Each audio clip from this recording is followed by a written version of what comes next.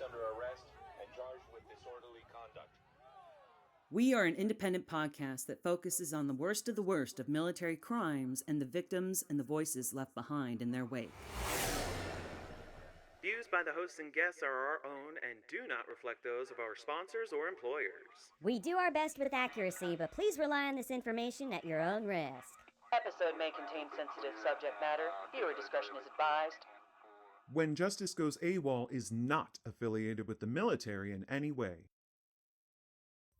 Happy holidays and good afternoon to everybody out there. My name's Nicole Charcoti, and welcome to another enthralling episode of When Justice Goes AWOL. I want to thank you all for bearing with me last week. I took a much-needed mental health or stress relief break. We've had a lot of things happen in our community recently that have caused a lot of stress, a lot of hurt, a lot of rage. We had 2 boys that were shot in a crosswalk recently. They were still in high school. They weren't even the target of the shooter, apparently. And just that senseless violence, it rocks a community, and people just don't feel the same about where they live anymore. Sometimes it's easy for me to slip into kind of a sad state where I don't feel like I'm doing as much as I should be or as much as I could be doing. But be gentle with ourselves. We got to be gentle with ourselves, especially during the holidays this time of year. Everybody's stressed out. Everybody's running around. People are driving like it's Mad Max out there. It's pretty bad. But just take the time and the moment to enjoy it with your family when you can. I mean, holidays only come once a year. I wasn't really a big fan of the holidays. I got fired from my last job during the holidays, and then 3 weeks later, Nick was murdered, so this time of year, I can't help but feel a little bit more sad, depressed, lonely. But I think a lot of people feel that way because of their own life experiences, and especially around the holidays when they're reminded that sometimes we're all alone in this, and it feels like we're all alone. The hardest part for me has been reaching out to friends and family and resources to help my recovery from such a traumatic experience. We're going to be looking at around 3 cases that highlight these kind of attributes that many offenders have, that when they get caught, rather than face the consequences of their actions, they will do everything to try to evade, get away, or go out fighting, if you will. The first person that we're going to be looking at today is Cameron James Taylor, a former soldier who was convicted of CSA crimes and sentenced to just a little over 7 years. It seems pretty cut and dry when I put it that way, but it's really not, because apparently when he was serving over in Germany with the military, he was caught assaulting an unconscious woman. And he fought the officers when they tried to arrest him. So instead of going to court and facing court-martial and all that noise, he decided to resign, and they let him. And it's important to mention that an other than honorable discharge still makes you eligible for benefits, certain benefits through the VA. Basically gets away with assaulting an unconscious woman in Germany, comes back to the States, and then commits CSA crimes against children. There seems like there could have been like a point in that timeline where certain behavior could have been curbed or even stopped if he was incarcerated. There's this catch and release policy that especially exists here in Washington State, where instead of a criminal justice system, it's more like a criminal support system. With these catch and release policies, we're going to see it more and more. People are going to continue to be more and more aggravated when we see these kind of crimes and little to no punishment or repercussions. And then we get to our next case, Jonathan Gentry, another soldier from JBLM who was recently charged and found guilty for CSA crimes. He was sentenced to over 25 years in prison for assaulting these children, but also threatening them into coercion and silence because he threatened to harm their families if they told. I think sometimes as adults we underestimate how brave and selfless kids can be.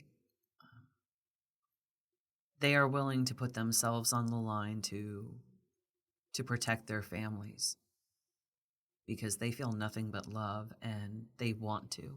I remember hearing a story about with multiple mass shootings going on in the community and the nation all over the world, with Australia recently.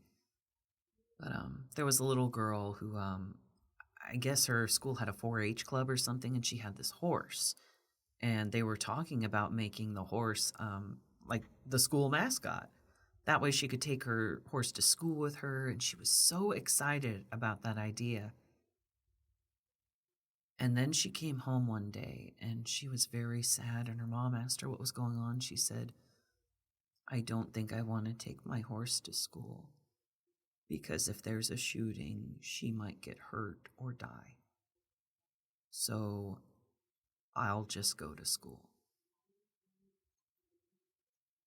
Even saying that, it's like my heart falls into my stomach. Just these children are willing to put themselves on the line to protect others, and they shouldn't have to. They're small. They're not strong. Not physically. It is up to us to protect them, and I have zero respect for people who keep making excuses to not pass policy, procedures, or laws that would make it harder for these guys to hurt our children.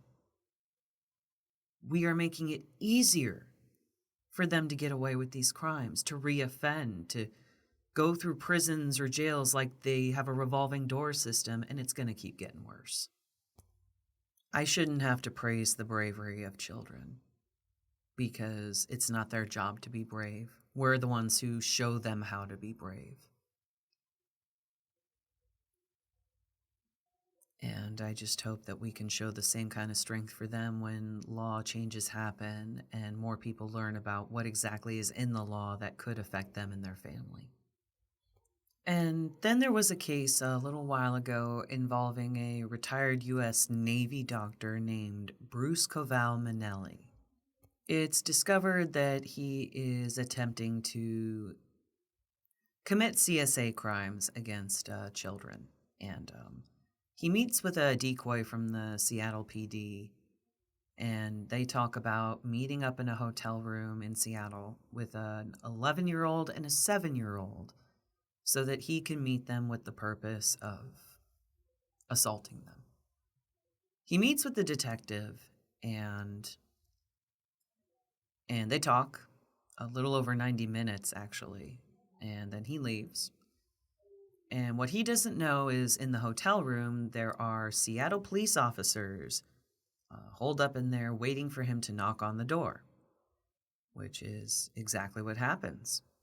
So he goes to the door to let Mr. Minnelli in and arrest him, presumably. And before he can even get words out, the complete, I'm from Seattle, Pete. Bruce Koval Minnelli reaches into his hands in his pocket, and there is a pew-pew in there. He attempts to shoot off the pew-pew. Officer that first makes contact with him disarms him immediately, and Minnelli appears to try and start biting him, and is still going off during this time. Eventually, they separate, and Bruce Koval Minnelli is shot over 30 times when he assaulted these police officers. And it goes without saying that Bruce did not survive this encounter with the Seattle PD. I actually ended up locating the clip from the Seattle PD of his attempted apprehension and what followed suit. I will show you the beginning of the interaction up until the point where things get violent, but you can see the desperation in him trying to evade the consequences of him trying to assault these children.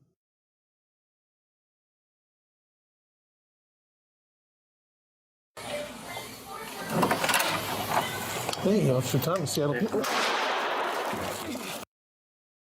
One thing that I enjoy about actually doing this work is the people that I have linked up with and kind of the grassroots operation of trying to create reform to better protect children in the community from predators. I recently watched an episode of a podcast called Stories of Service with Theresa Carpenter. She had a guest on named Jeff Gorres who talked about his experience in military service, but also his experience with the SHARP program, a program specifically designed to aid survivors and victims of MST. And Mr. Gorres talked about serving and what the motivations were for him joining the military.